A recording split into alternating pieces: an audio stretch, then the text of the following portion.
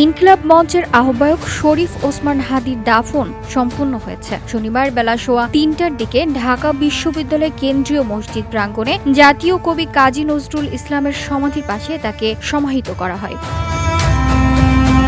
এর আগে জাতীয় সংসদ ভবনের দক্ষিণ প্লাজায় শরীফ ওসমান হাদির জানাজা অনুষ্ঠিত হয়। জানাজায় প্রধান উপদেষ্টা ডক্টর মোহাম্মদ ইউনূস, উপদেষ্টা পরিষদের সদস্যরা, বিভিন্ন রাজনৈতিক দলের জ্যেষ্ঠ নেতৃবৃন্দ, ইনকিলাব মঞ্চের নেতাকর্মী এবং পরিবারের সদস্যরা অংশ নেন। পাশাপাশি দেশের বিভিন্ন প্রান্ত থেকে আসা লাখো শোকাহত মানুষ জানাজায় শরিক হন।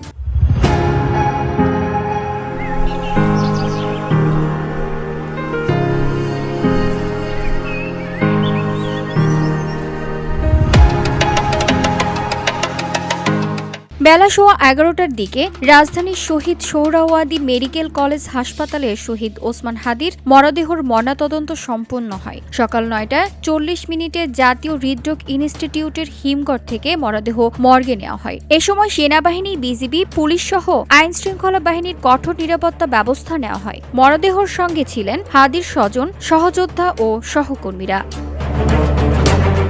VOD Bangla news desk.